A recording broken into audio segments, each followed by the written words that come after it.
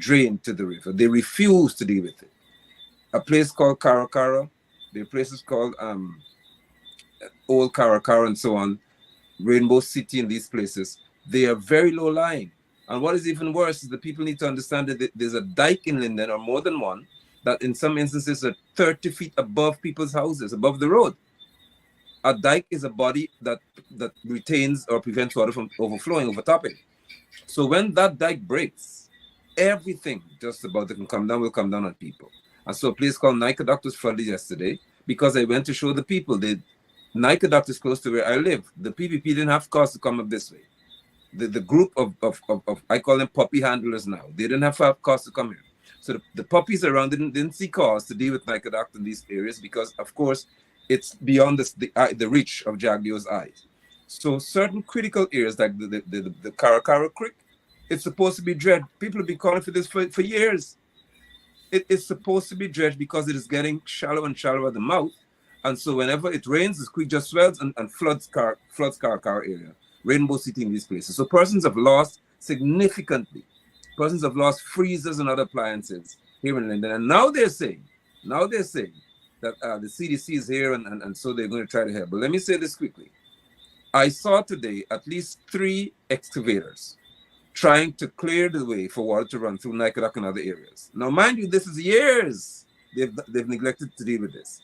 But suddenly when it's flooded, they found cause to show up and try to find a way to get the water away because it's looked bad. It went viral. Persons saw what has become of their behavior, and now they're trying to solve the problem. So the wicked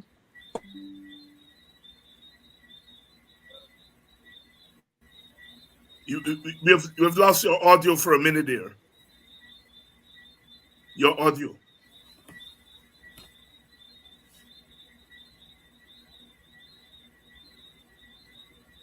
I think we have some technical. Deon Abrams, let's bring you in.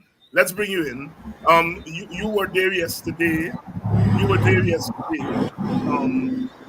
Along with myself and the lawyers when they apprehended Kidackie and took him in custody. And we were there looking at the drama. Your initial thoughts on the arrest of Kidackie Amsterdam? My thoughts are, that this is an ongoing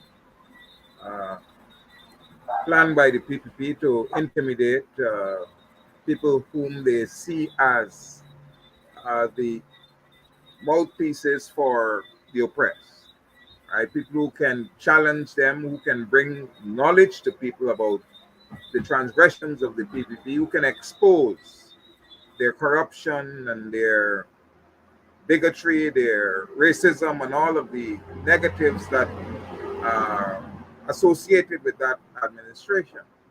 And so it bothers them because the control that they would have had over the media prior to 2020, prior to 2019, the COVID period, which opened up after the COVID, opened up media like we are exposed to now.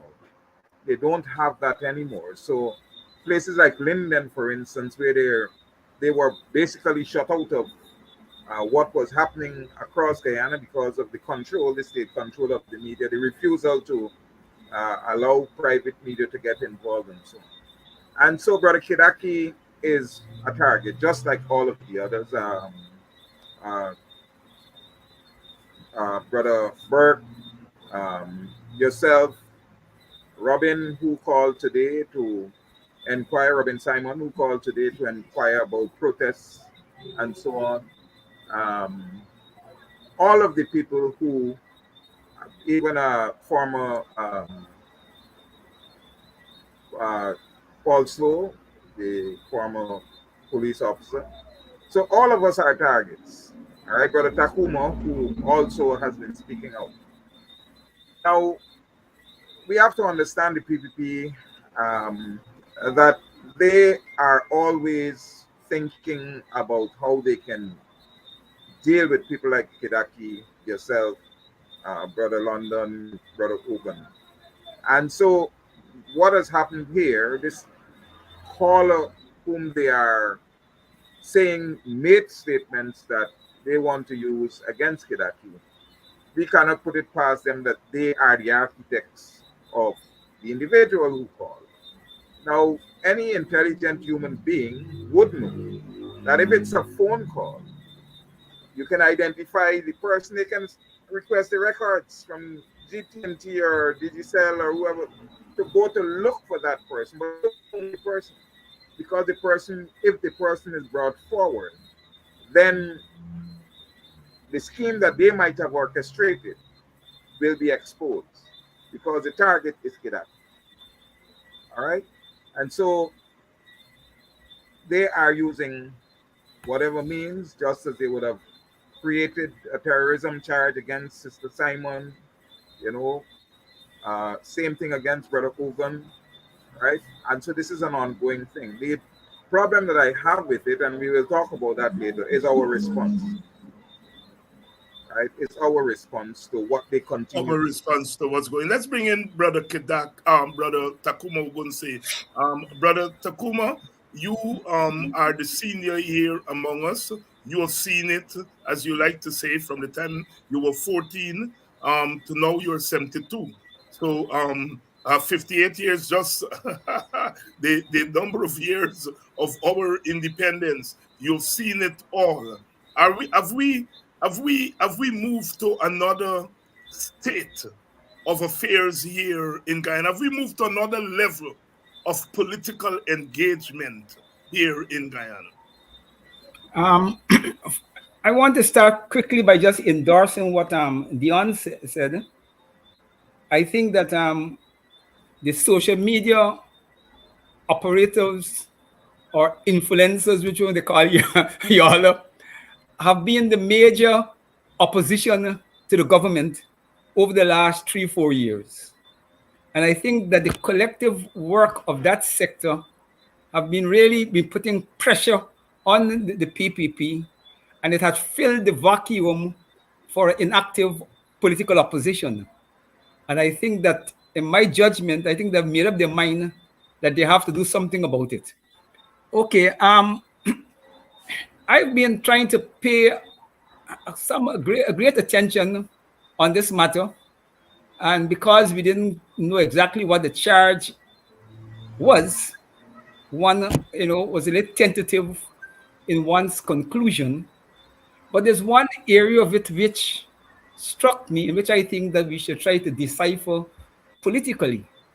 Now, the PPP have invited a U.S. congressman in Comrade Jackson to visit Guyana.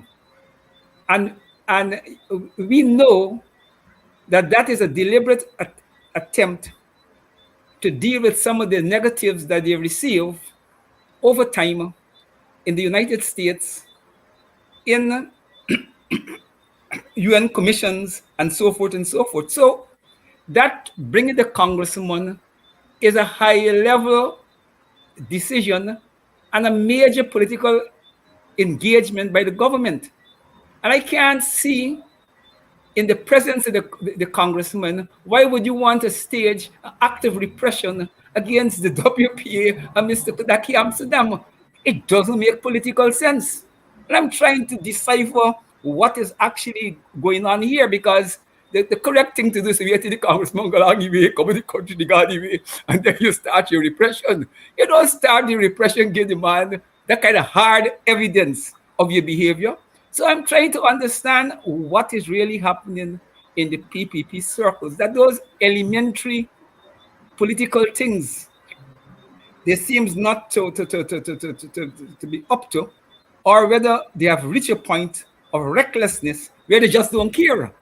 They do or brother, if I may hold your thought, don't go, because you've raised a very important question. Remember, I started by saying they thought they brought Brother Jackson here on a slave ship, and that they brought him here and give him their eyes, and that they would have gotten him locked up among themselves and for him to be laughing at us. So they thought they were bringing somebody here who would be on their side. So when they carry out the repression, he wouldn't see, because he would have had on their eyes Anyhow, they really had to be disrespectful to the gentleman. that's my point. So it's really, people. it's really concerning. Then the next point I want to make, I'm thinking in this equation, I think that the PPP has come to the recognition, and I think this to some extent is influencing the timing. I think I remember a few nights before on your program, I think when you had Lincoln, okay, after he left and you were summarizing the program, you make a strong plea for a one-day general strike as as initial response. And I'm getting the feelings that thing drive fear in the hell of them, and they decided they got to engage the WPA, and they got to distract the WPA from being able to work with the unions, and so to get whatever possible responses we may advise. I can't see separate the two things because it doesn't make sense. A matter that is 2 months old, a government decide to bring it up in a certain political context. You ask yourself why. This thing they'll be holding on it for 2 months. They could hold on it another 2 weeks, another 2 months. Why no?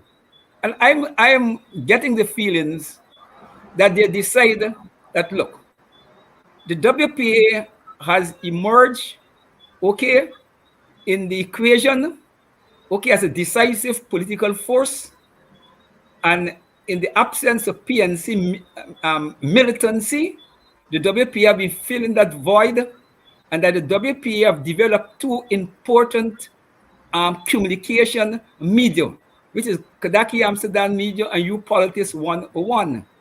And I think that they have decided that they got to begin to strip the WPA down. And they probably start with what they consider the weaker of the two.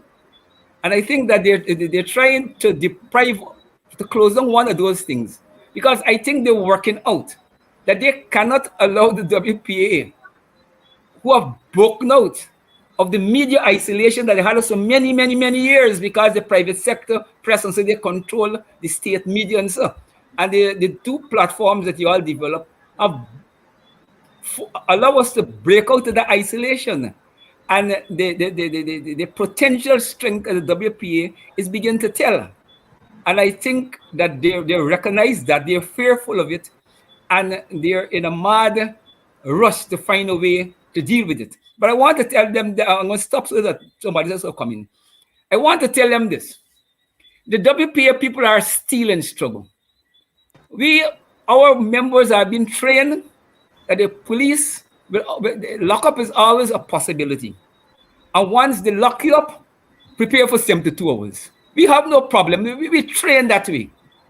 So they're not intimidating Kidackie or that. In fact, they're strengthening his resolve. And what these young dictators of the PPP doesn't understand the political dialectics of state power, the threat to use force by a dictatorial regime sometimes is more important than the actual use of force. Because once you use force, then you reduce the effectiveness of it as a way to intimidate people. And they're falling into the trap. All dictators falling. And we want to tell them we welcome the engagement. Working People's Alliance Executive Member Kakumo Gunse remarking here tonight on Politics 101 that we in the WPA are trained. We are trained to expect to deal with the harshness of the police, and we welcome the engagement. Brother Nigel London, you are not WPA. You are not a partisan person, but you're a force to reckon with. And you were telling us about what's happening in Linden. Finish that and then move over to the Kidackie Amsterdam matter. Thank you. And I do apologize for that interruption. But I was saying that those involved in the activities that they said would have been geared towards cleaning Linden, making Linden better, failed to act in a manner that was honest and genuine. They cleared only the areas that they knew would be within the view of the PPP's, I call them puppy handlers, that were saying. So what happened? It rained.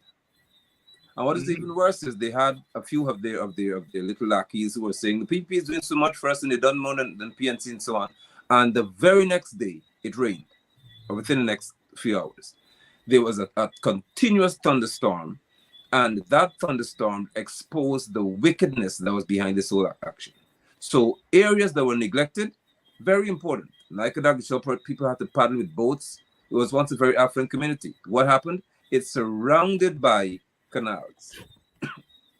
And they didn't, although they knew rain was coming, they did not choose to excavate those canals to create the proper flow of water. So Kidackie was flooded.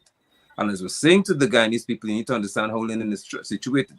Karakara, another community, sits at least 10 feet or more below a dike. When it rains and the dike begins to overtop, it runs straight into Karakara.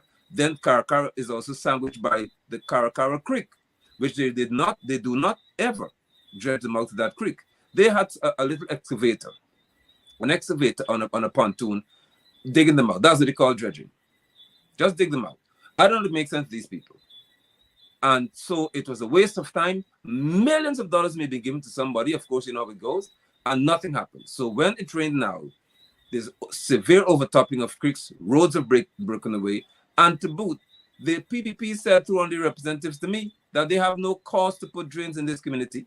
Now, the Regional Democratic Council Division 10, headed by the chairman, Deon Abrams, informed by John, who's the regional executive officer, that every road work that has to be done in this community must have drains because you have experience. They refused to do it. So they employed Burnham's strategy, which would be to build concrete roads now. It was so bad, but yet they're doing it now. They built concrete roads with no drains. So what happened in Linden? The water ran off the side of the road and began to undercut, erode significantly these roadways. Millions of dollars have been wasted and persons are suffering immensely. They are now scattering around Linden to see what they can do. And there's a part called the sand pit, which is still underwater. There was an old sand pit, people began to live there, and it has been flooded. We are in serious trouble. The only fortune that we have is that it's a sandy area, and so over time the water will recede. And that's Linden in a nutshell for you. So catastrophe has hit us, calamity has hit us because the PPP came here.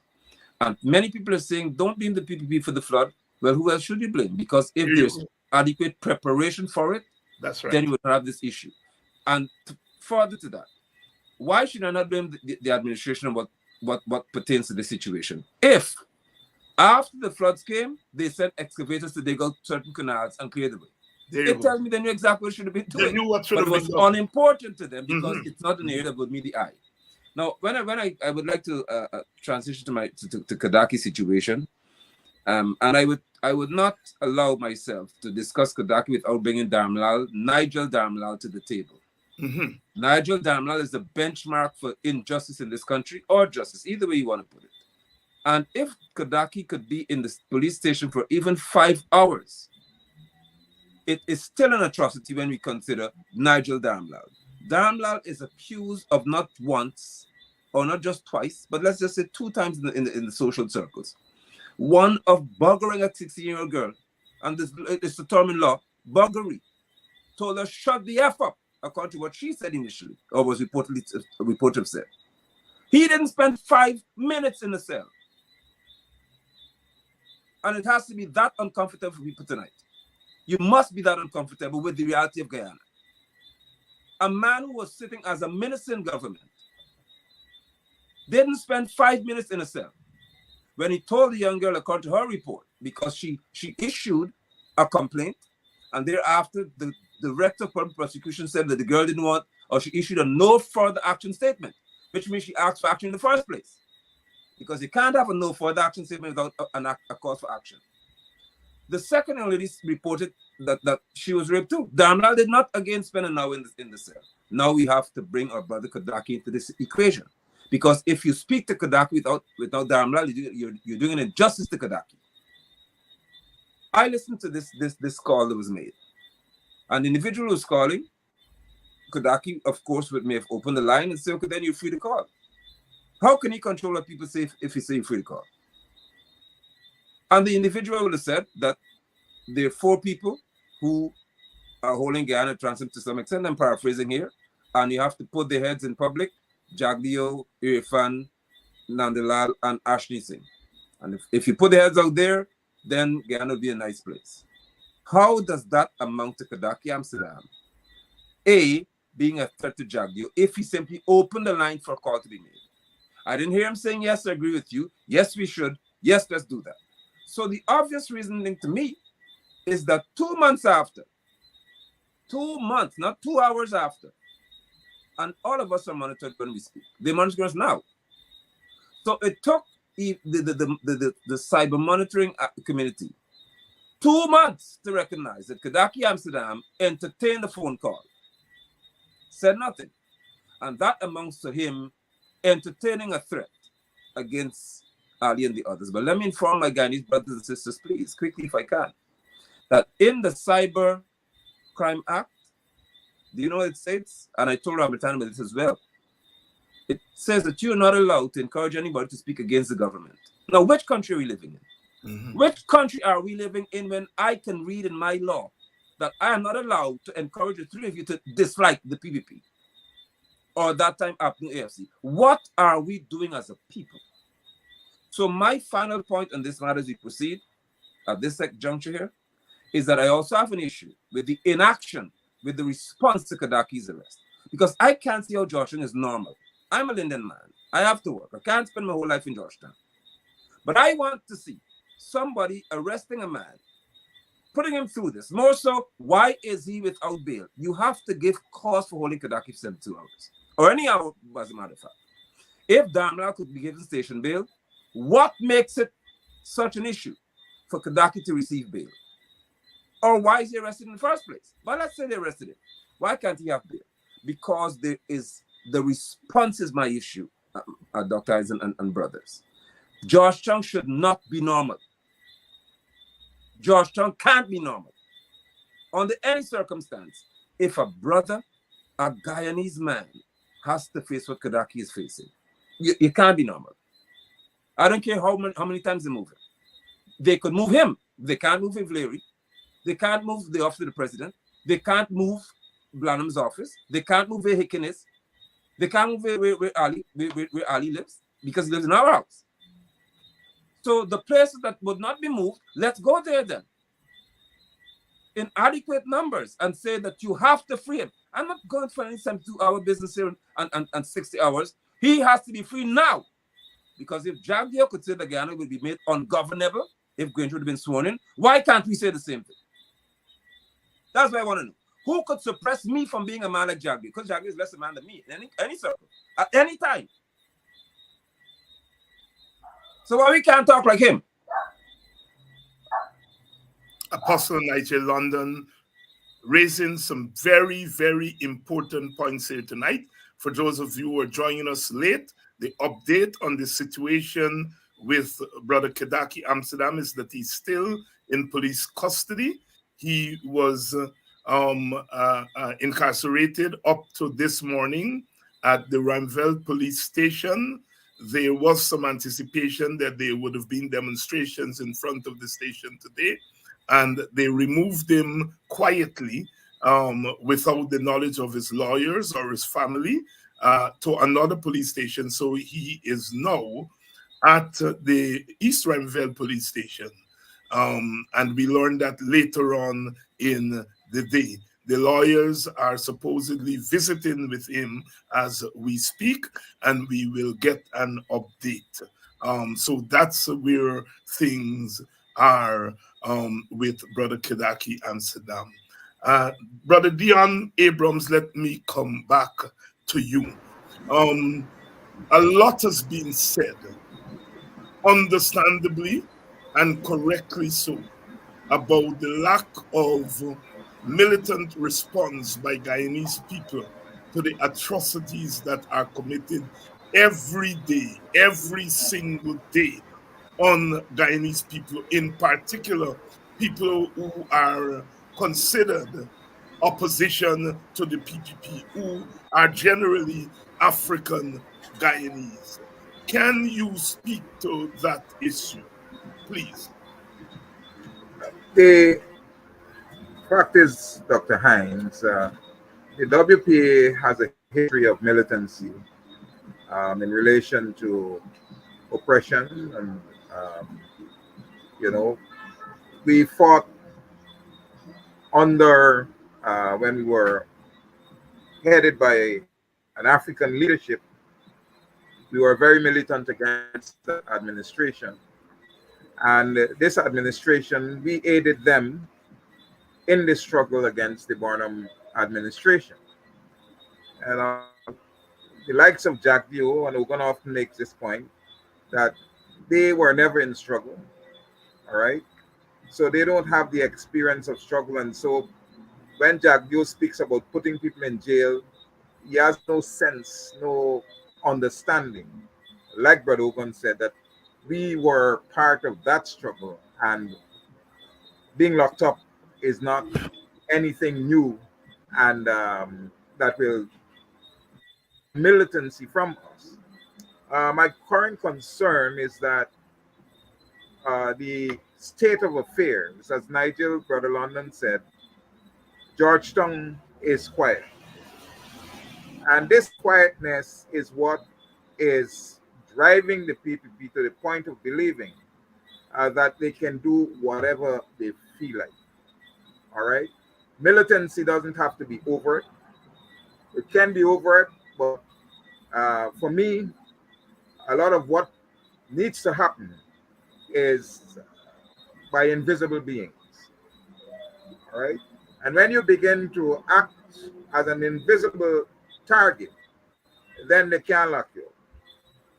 But we have to begin to make the place uncomfortable so that the likes of Jack Dew and Irfan Ali and all of those who are decking this landscape, buildings all over the city, condominiums and apartments and all of these things, let them know we have that knowledge, right?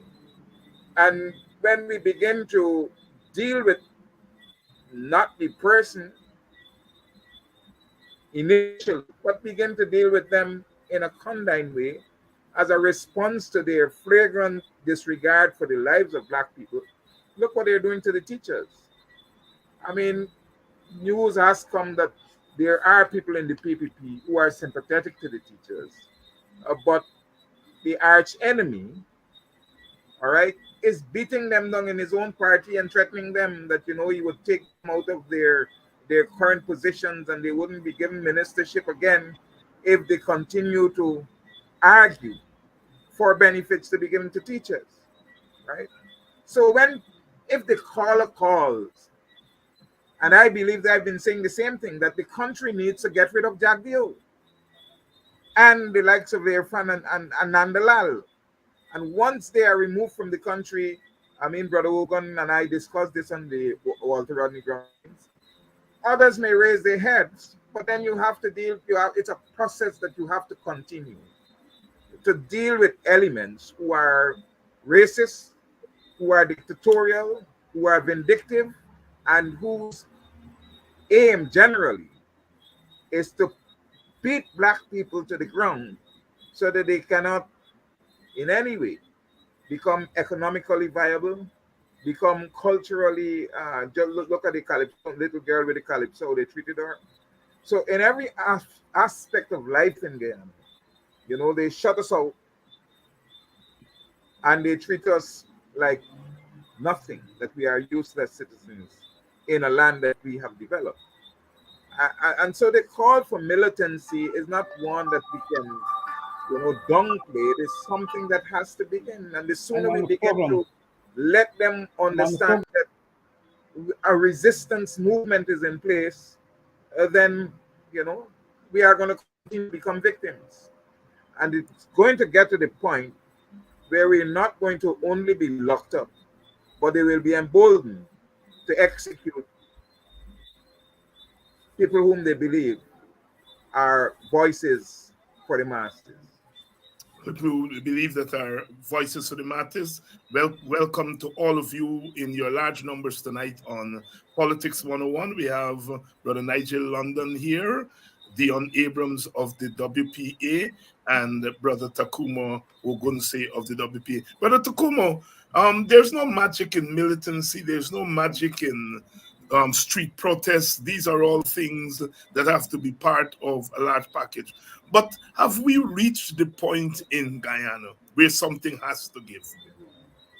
Yes. I don't think that is a non-issue. But the question you have in politics and social situation is what actually breaks the camel back. But let me go to street protests. You see, I listen to political people, especially people in the PNC, because the pressure is on them, to use the clout and the strength to promote street protests. And the way the PNC leaders have been dealing with street protests is like though each street protest got to be the ultimate street protest. The ultimate street protest, to make it simple, is street protest which is aimed at overthrowing the government. Now, in no country that doesn't, you don't reach that point in one protest. There's a process. And a lot depends on what the government do. And sometimes they invoke, the government's response and the possibilities, in street protests, as though you're talking about the ultimate street protest. Now, the street protests got different levels and different objectives.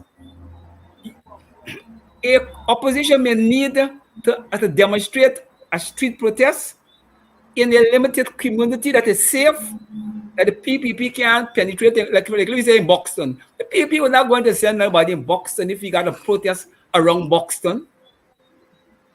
Protests may be necessary to demonstrate to the government who telling you that they got all your people under control and you're weak, to just demonstrate that, look, we got control of the people.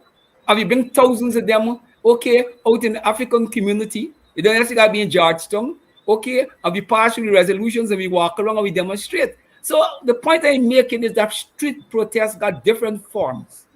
And there's a level, I don't want to say dishonesty, but the level of opportunistic approach on this thing is that you're treating street protests from the day one as the ultimate street protest. Therefore, you get the ultimate response from the government. Any government, any part of the world, faced with street protests, must know that the government behavior have a lot to do with the potentially fueling the protest. And every government got to make a judgment.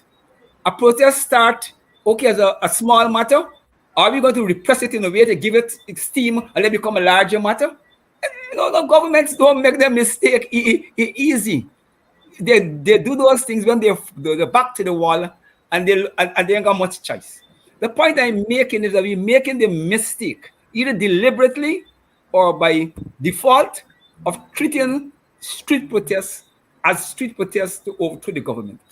I could understand, the Americans saying, in this geographical space in the Caribbean and so forth, changing governments, got to be done by election. And we are not open to encourage changing governments by street protests. I could see Washington making that case. I don't know if they make the case, but I could see that in the geopolitical things in the Caribbean. But that is not, but we ain't reached the stage. We ain't protesting at all. And that is what's worrying. We're not even protesting at all, street protests. And that is what is fueling the PPP's aggression. Now, we got to be candid. You don't move a population that have been cultivated in a certain way to depend upon their political party that they invest their political energies in, and they expect the political party to provide leadership. And they've been cultivated for over 70 years or 60 years in that way. They don't overnight, break out of that mode. They don't overnight break out into that mode. So the party got a big responsibility. The problem we in the WP, haven't I been candid? The WPA and the PNC is working in the same space at this moment. Okay, we're trying to manage things as best as we could in order not to create a situation of divide and rule that helps the PPP. But if the WPA go outside there and call for certain actions, and the PNC is not on one with it, the PPP gonna whitemail them and force them to take a position. I don't know where it will go, but I'm telling you the consequences of the position that they take. Okay, got great effects on what's possible. And we had a little test of it in the local government elections. When we capture the imagination of the African community to turn the election day into a day of national uprising, an African resistance. Okay? Not to boycott any elections, to make sure the elections don't take place and they can't change nothing. Okay? But the PNC then buy into that. So I'm saying we gotta be candid in political reality. That yes, the WPA could initiate things, but if the very initiating of things put the PNC on the back foot, the PPP is clever enough to bring tremendous pressure for the PNC to break ranks. Now, I am not saying that we're going to be prisoner to that reality, but I'm saying you got to recognize it. And the next thing about people who haven't been struggling for a long time, you got to condition them back to struggle. Yes. And we're in the phase of conditioning Black people back to struggle. That's why I argue we got to get them battle ready. Because they ain't battle ready yet. We got to get our people battle ready. And a point in time will come. And you see, the thing about these things, there is no formula for street protests or for revolution, The formula there's no formula you can fix so that fit every situation, every historical moment. There's no formula. But what you know, that once there is oppression, there can be resistance. And once there are people who are prepared to organize resistance, okay, it gonna happen. You may not be able to fine-tune it exactly how it will happen or how it will play itself out. But I'm telling you, I welcome the continuation of this government engaging the WPA with repression. That is what we need to get we kick in. The WPA need to be repressed. Fighting words and sentiments by Takumo Gunse, a veteran of militant struggle. Brother London, I come back to you because you are passionate about this issue. Anything you would like to add to the expressions here by the two gentlemen from the Working People's Alliance? Sure, I would like to add to the fact that according to the attorney of Kidackie, Mr. Hughes, the Guyana Police Force referred to Kidackie as a Negro. Negro, yes. Man. And I'm not going to allow tonight to go by without addressing that again. And I'll address it for as often as I have to. Since the 1960s, that term has been what you call dated. It is not used to address African descendants. Why would in Guyana, in 2024, in 1980, they started in the US using the term African American and so on, and it spilled over to Guyana. So how are we in 2024, according to Gregory Skalenda, talking about a man as a Negro? Now we have to understand, please, people of this nation, what obtains in this situation, what is at play here. For you to look in this age, under the PPP, a man is looked at as a Negro in a country. How does that not, maybe you didn't know, but now you know. How does that not cause within us as a people the burning that Kofi felt, the burning that Damon Mill felt, the burning of our foreparents to say that this is enough and we have to stop it now? Because if we don't stop it now, what are they likely to do to us next? I'm of the view that this action by members of the Guyana Police Force is clearly intended to send a very clear message, and it is sending a message to many people. One, that if you are deemed to be a threat in some way, there's an easy way to use the police force to get to you.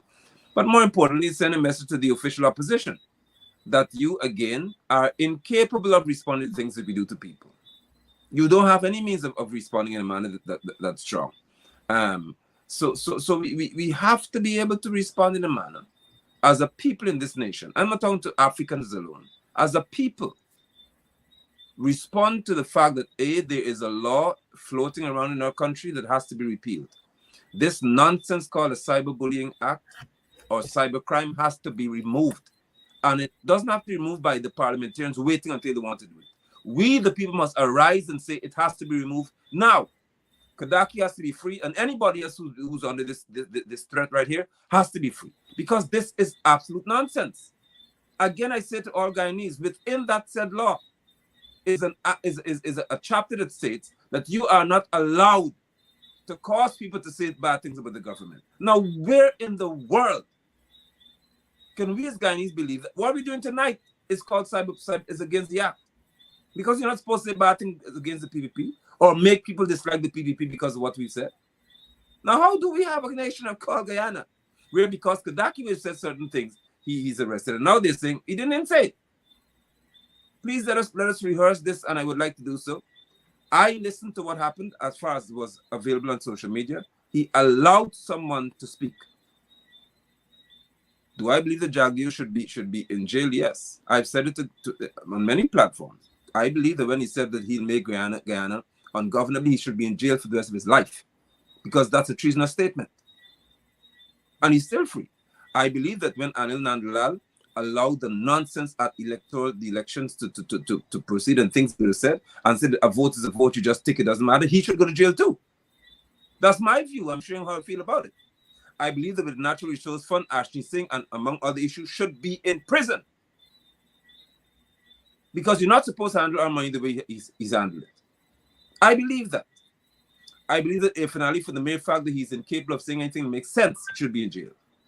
Just for how he reasons. Apart from the 19 charges he never had a chance to answer in a court of law. That's my view. And I believe that they are very poor for Guyana's well-being. And so let us as the people arise and defend the cause of a Guyanese named Kidackie Amsterdam. We have to do it. Nigel, London here tonight. For those of you who are joining us late and are wondering what is the situation with Brother Kidackie Amsterdam, he's still in custody. They've moved him from one police station, anticipating there would have been protests today. They moved him to another police station, did not inform his lawyer nor his family. We found this out later on in the afternoon. So he's now at the East Le Penitent station. The view in known quarters is that they intend to keep him for 72 hours, which has now become the norm in police operations. So that's where things are. They have been calls for us to protest. The WPA has been hearing those calls, and we have been discussing them, and we will make a decision one way or the other. But we have heard the calls for protest.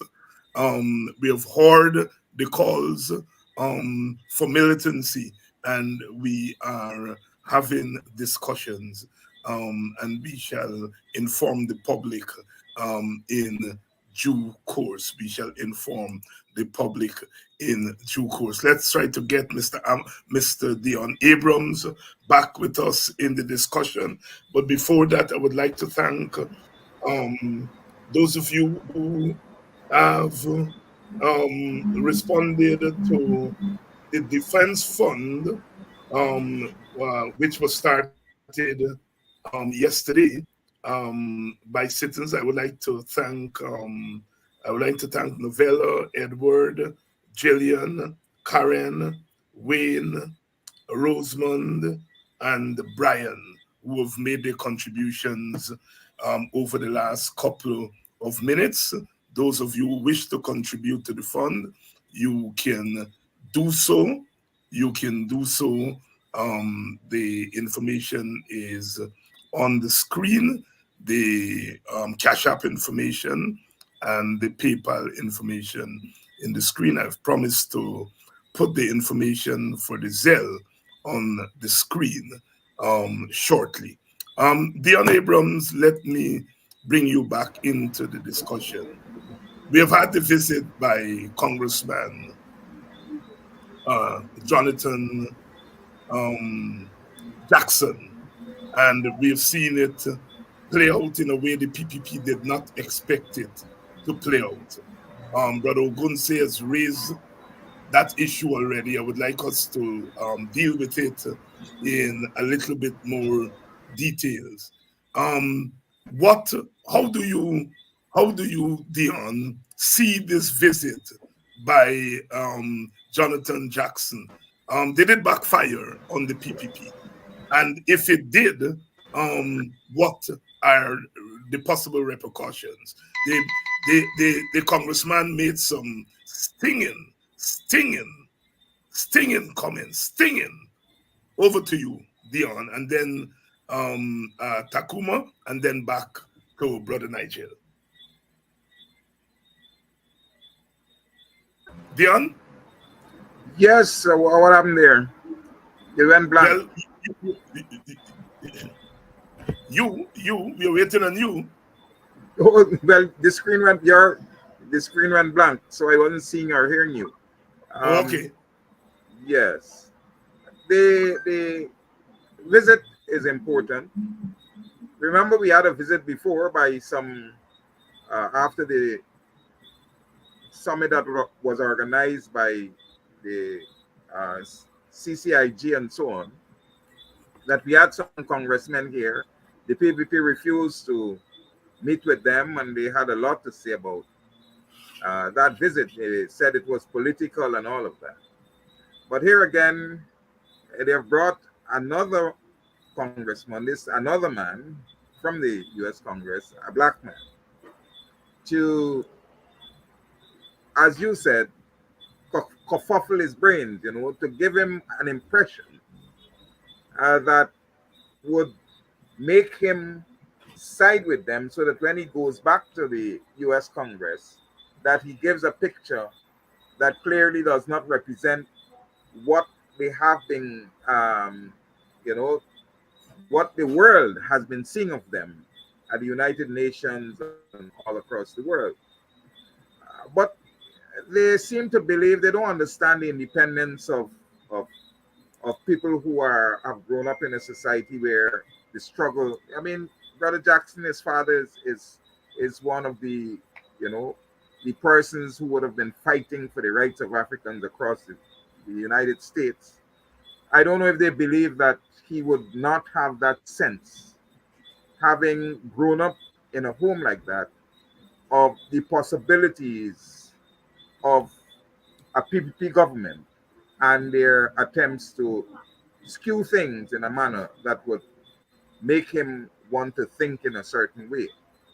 And so when they took him to Moko, they had a plan, all right? And that plan unfolded at the beginning when one lady got up to say that, the people of Moko, she's not a Mokonian or whatever, that, the people of Moko are discriminating against them, and there's one set of people against the other. Then they had a guy from housing who came forward.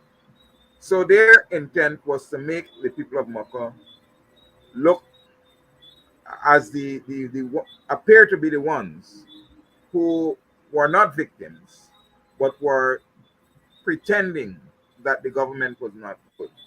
And then Kwame jumped up to defend the government, and he wasn't given a chance, right? And from there, I guess they began to understand that they've made a wrong move, right? It's important to us, that Brother Jackson is here, because like the team that was here before, that was taken across Guyana to Linden and all these other places, that saw for themselves the partisan approach to development, the kind of disregard for the Africans in Guyana, the total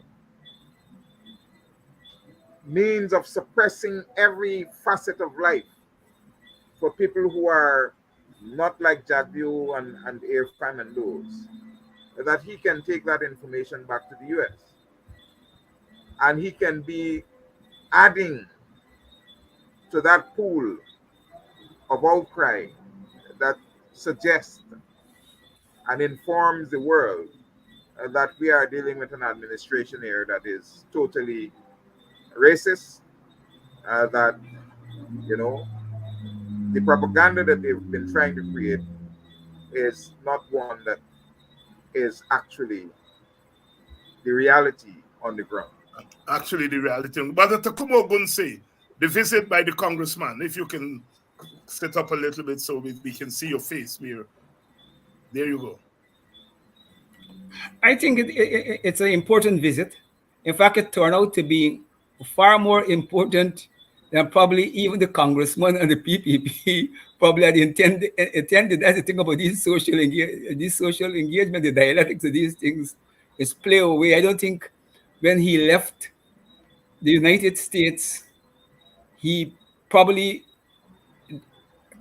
couldn't foresee that he will find himself in a political situation where he will really have to act and to speak very candid on issues in the circumstances. And there's no way the government, if they had read that would have been his disposition, there's no way they would have invited him.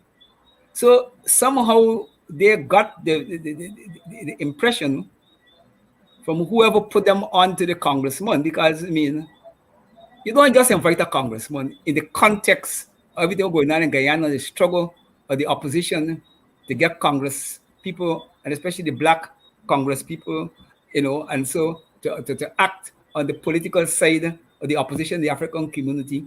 No, a PP government would not just look at a list of congressmen and throw them in a bag and just randomly pull out a name and say, we're going with this one. They would have had to do some kind of research.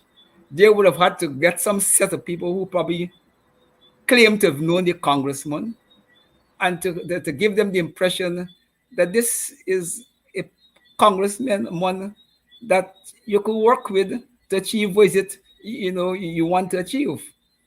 And I suspect, because I listened that the congressman said, you know, he has Guyanese in his constituents, see, who have been, you know, complaining about situations in Guyana. So he's very much aware. And he's in contact with other Congress people who have been engaged in Guyana. So he's very much aware of the situation in Guyana. So I suspect that the congressman, you know, probably came with a very open mind. He came with an open mind, but very conscious that he is entering into a country and a political situation that may very well requires him to say things that will make his host uncomfortable. And I think that they played into a backfire. Because, look, they took him to Linden. He must have been briefed about the history of Linden. He must have himself studied Linden. And to see a whole barrage of PPP vehicles invading with 80-something buses invading Linden with people who don't live in Linden must raise in any political person consciousness that this is a show. This is a show. And they're trying to play me. And if they're trying to play me thinking I'm a political jackass, I can show them I'm no political jackass. I know I could play the game. And I think that when he went to Moko, I think he went there very deliberate. And as he said, and this is what is striking, as you yourself, you mentioned it. When an African-American political activist, civil rights activist, political activist is sitting among Black people, African people, any part of the world, whether it's America, out America, and invoke the concept of family, that we meeting here as a family, that is a significant in the jargon, okay, of Pan-Africanism and African struggle. That is a very, very significant and potent response. Because you're telling them in the world, this is about me and we. You invite me, but you keep us in this here. This is about we. And I invoking the right to speak to me, people. To hear was you and your invitation. If we gotta break up on this, we're gonna break up. But I am not going to be treated in an undignified way. You're not going to put me in a situation where in front of my own people, I look like a political jackass. I know the game. And I'm going to invoke the highest degree of respect in the equation and to take the bull by the horn and tell you upfront and tell you word. Because when he speaks, he's a congressman. He's not speaking only for Guyanese. He's speaking for the American press and the entire world. And he knows what he's doing. He's not, and I'm telling you, they must have been regretting now that they ever go down the road. And it's more than backfire. I think it's going to indict them in a way that they will not be able to repair it. Because they can't say this congressman was brought by the opposition, and the opposition, put a lot of things in the head and bring it out. They say the other Congress people came together, they refused to meet. This is your choice. You do all your studies and everything about this man, and you say, he is the ideal man. And then when you bring in the man, rich in the reality, the man tell you upfront, I ain't no jackass.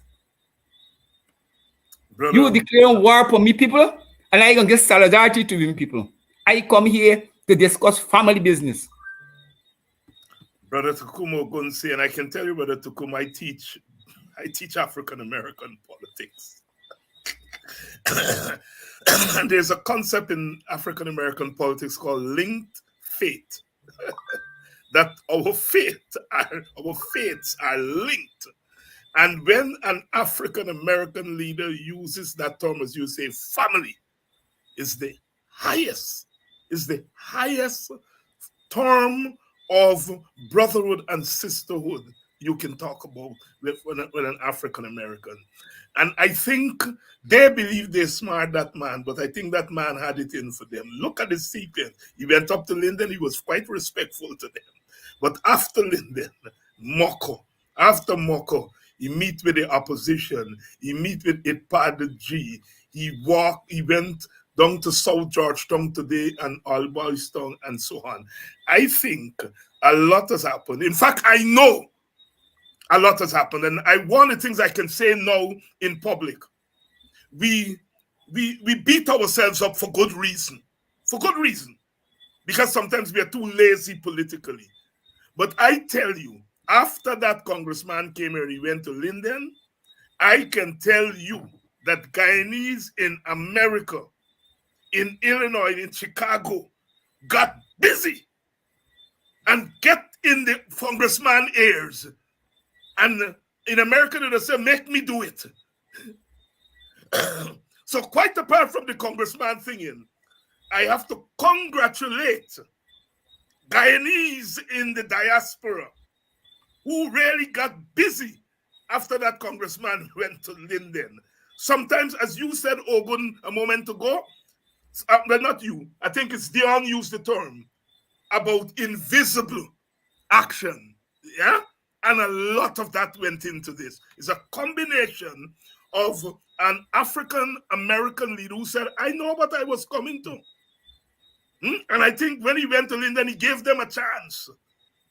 And when he saw what happened in Linden, and thank God for the majority of Linden people who stay away from that charade. Thank God for them. Had they gone there, the congressman would have been in a quandary. But because the majority of Linden has said, are we not going to play licorice this time? Because sometimes we black people, you play a little drummer, you play a little music, we say, man, don't worry, we're going to wipe up yourself. But I think the Linden people acted with some discipline on this occasion. On this occasion. So a lot went into it. But over to the man who was in Linden there, Mr. Brother Apostle London. Talk to us. Thank you so much. And the visit by Congressman Jackson, Jesse Jackson's son, has got so many angles that I would like to address here. But I would begin by saying that he didn't just speak to family, he also spoke to the part of the house where the family is going to meet. And that would have caused a significant alarm if they had sense in Kwame McCoy's head.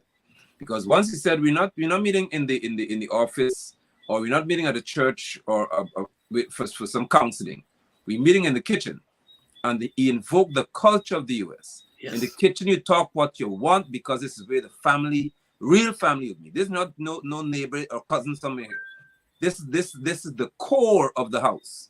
We're gathering to talk here, and you're free to empty your stomach and let's have a conversation. And that part of the house where he mentioned would have given fire to those in Moko to say, okay, then well, this man is here for us, and he really allowed them to speak their minds, because I knew he would have seen right through Kwame McCoy and the other young lady, because they exhibited exactly what he knew would have come his way. But beyond that, I also like to think that the PPP, and this is not against Jackson, this is now what the PPP has decided to do. And I blame many Guyanese for this, especially African descendants. They've begun to look at African people as people who are easily bought. Yes. Because that's their national experience.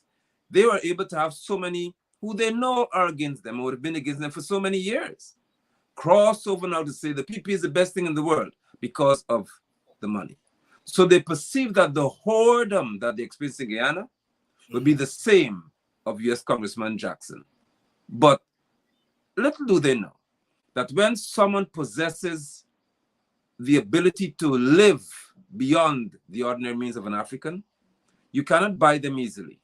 And when someone understands the value of their character, of who they are, you can't buy them easily. And this man came here within himself knowing his value, but they in their minds felt that they are able to purchase him as they would have done anybody else. So you could just bring him, let him see the glamour, and then say, okay, then we have you in our back pockets. That did not work. And for that, I'm grateful. However, I would dare say that there's a catch here that we have to be careful about, in that if we continue to allow those from the US or anywhere else to come here to try to solve our problems, we have a problem. Yes. I don't want any congressman to solve my problem, because though Jonathan is a black man, he's not Guyanese. I hold fast to the point that it's time for Guyanese to grow up, in reference to African Guyanese, as we call ourselves, and fight for yourselves in your country. Make this administration respect you beyond the US and anybody else.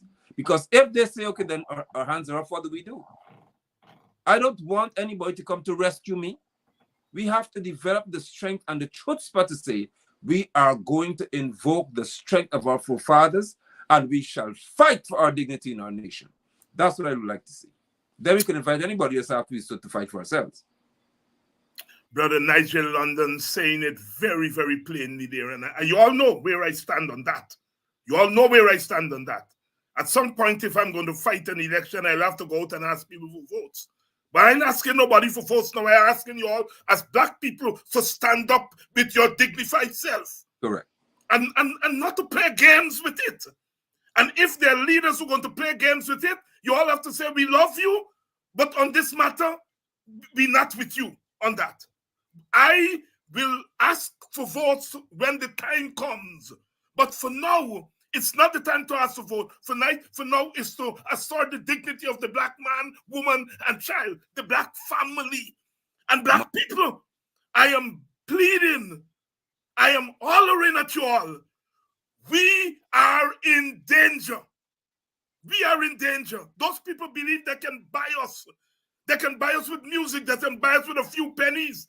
They can look at Jesse Jackson's son and believe they can buy him. And Pastor, Apostle, you are right. They're doing it to some of our people here. And they feel that that is the normal. All of them black men are the same thing. You can buy them, that you can buy any. And I'm saying to you all here as black people, cut this nonsense out of denying your blackness.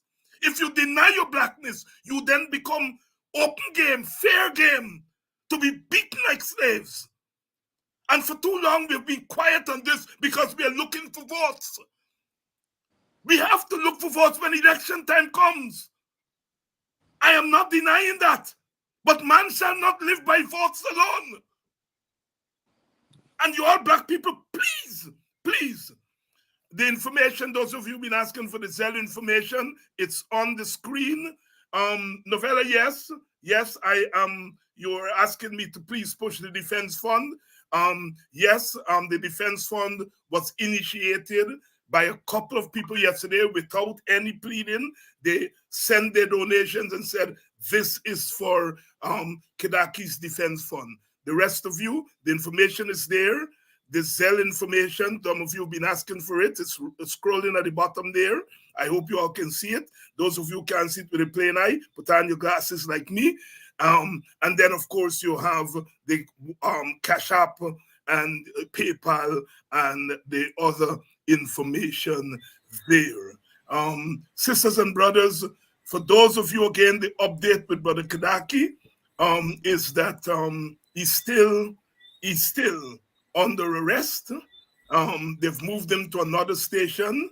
We suspect that they expected us to show up today at Ramveld where he was, and so they moved him early this morning. We now know where he is. He's not eating solid food because, we discussed that this morning. He's very skeptical. He was able to speak to his son today. They didn't allow him to speak to his family yesterday. Today, after some back and forth, he was able to speak to his son. His son was able to take liquid for him, and he communicated. He sent messages with his son to me to instruct me what to do. And so we have been able to establish communication. I spoke to the lawyer. He has two lawyers who are working with him.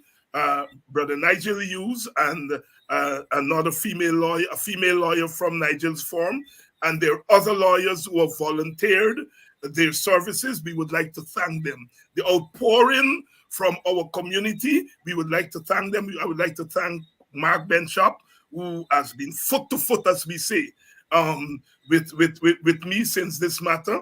The opposition leader, Aubrey Norton, from the time he got the news, he got in touch with me. Mark was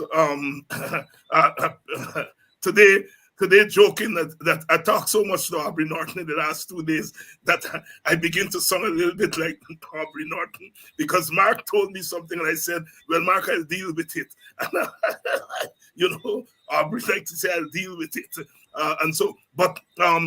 He has been supportive, and all of you. My phone today, as you all been saying, ringing down. I could not answer. I could not answer all the calls. Some people got through to me, and I had to cut the conversation. We would like to thank you. Often, we political people don't say thanks. We don't say thanks enough. And we take it for granted that you're all doing what you're all doing you are supposed to do. Or we don't value what you are doing enough. We always want you all to do more. But whenever you all are doing what you're doing, we say thanks, thanks, thanks. This struggle is not, we are not in this alone. As Brother Takuma said, we in the WPA, this is bread and butter for we.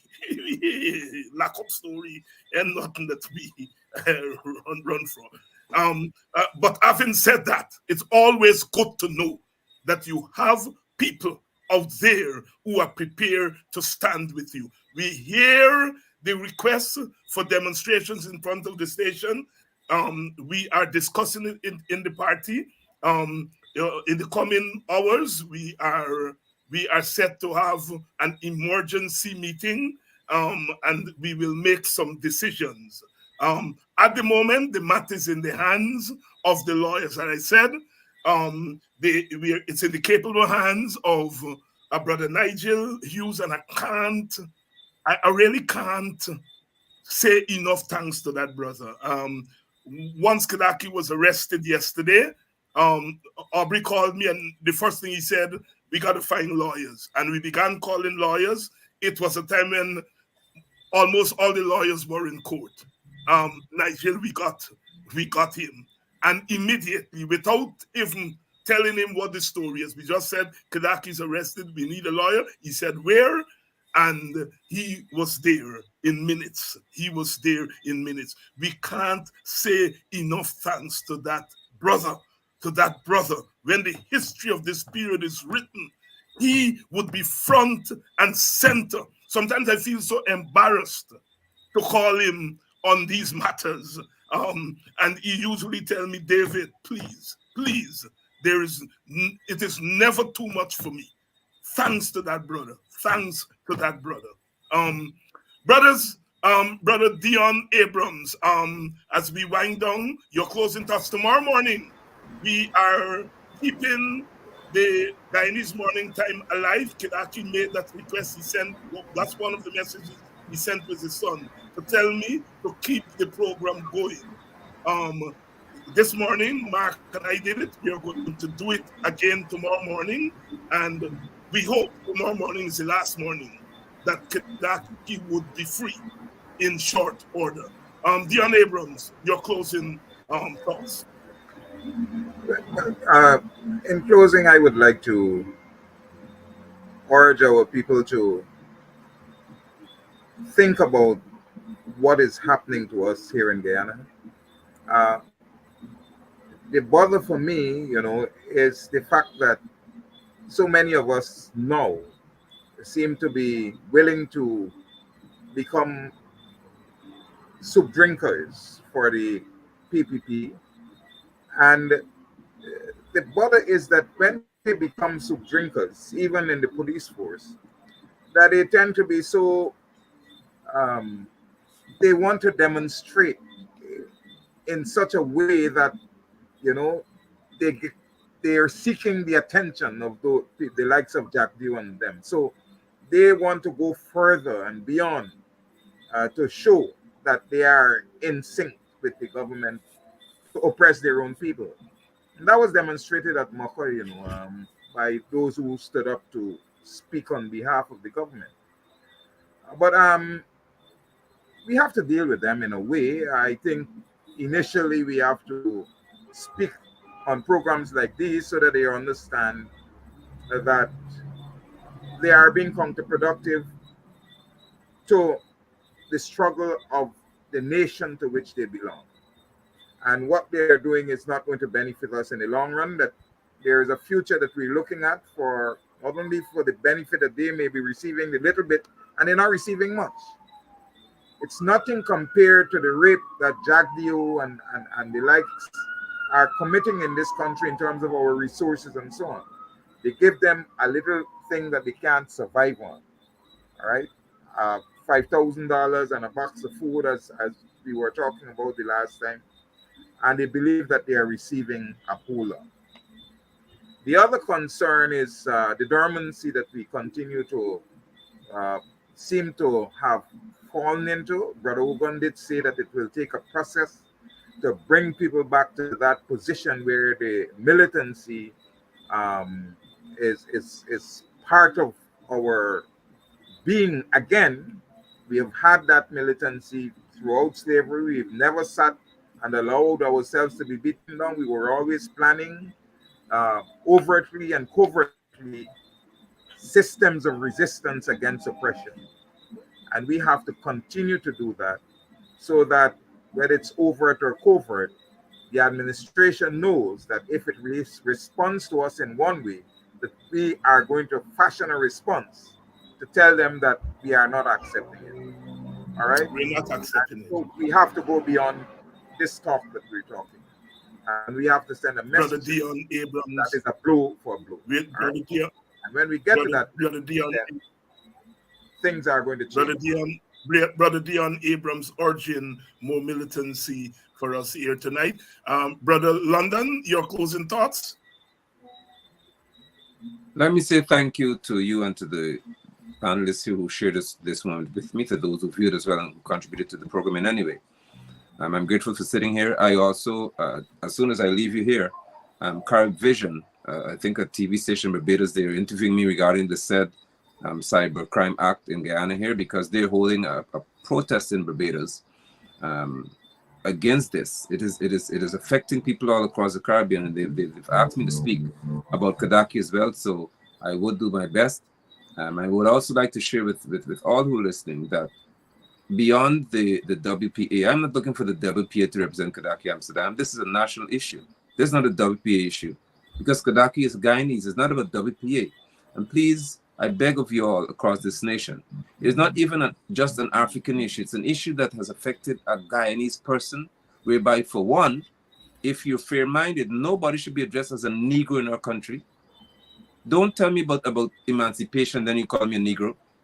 This has to stop now.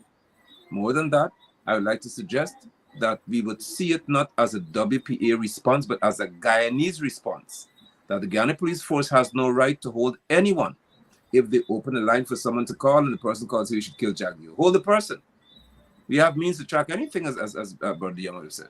So with that, I would like to say thank you so much for this opportunity, and let us see ourselves again. I speak now to the African descendants, to the Hebrew people. See yourself as being dignified enough to represent who you are, and no one must have the power to cause you to accept them saying that what you're worth is some money in lieu of what you are. Your dignity matters. Who you are matters, and we must return to who we really are. Thank you so much. We must return to who we are. I would like to thank the following persons for contributing to the Defense Legal Fund. I'd like to thank Denise. I'd like to thank Ingrid, Lynette, Diane Buxtonian,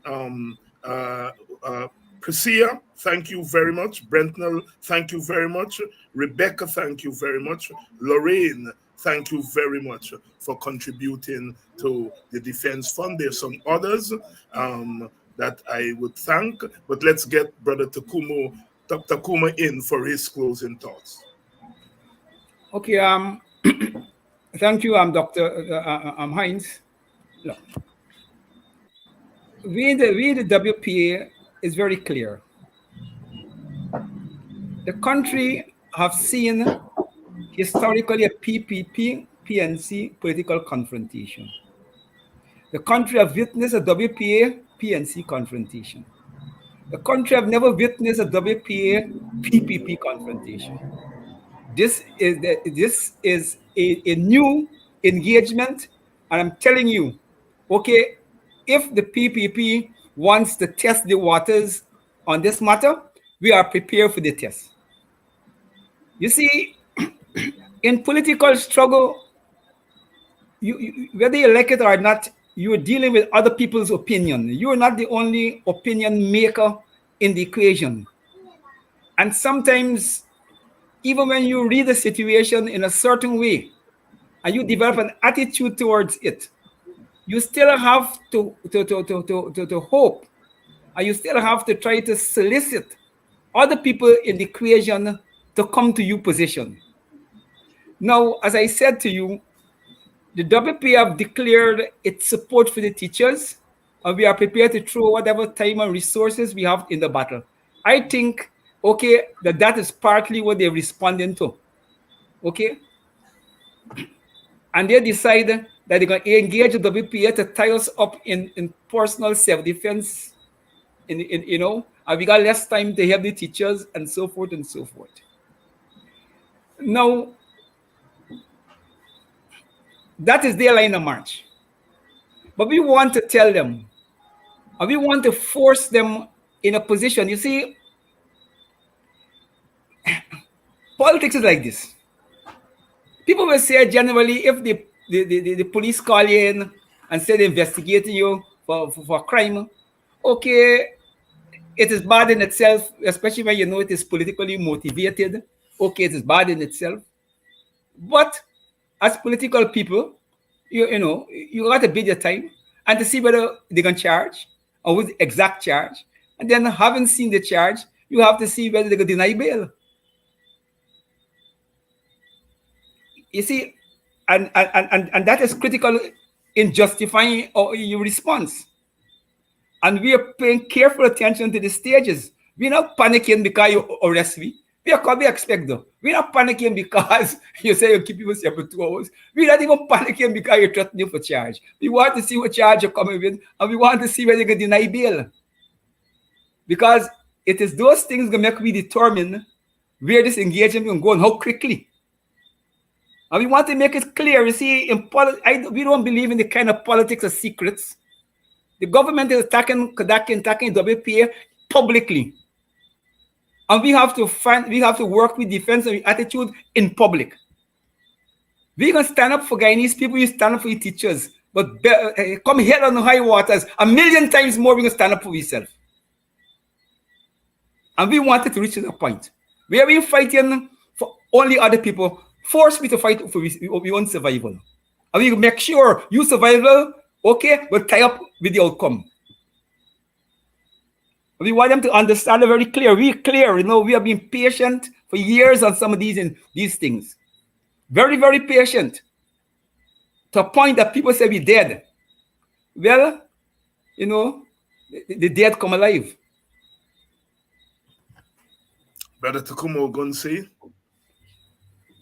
in traditional WPA fighting spirit. Thank you, Brother Takuma. Thank you, Brother Deon Abrams.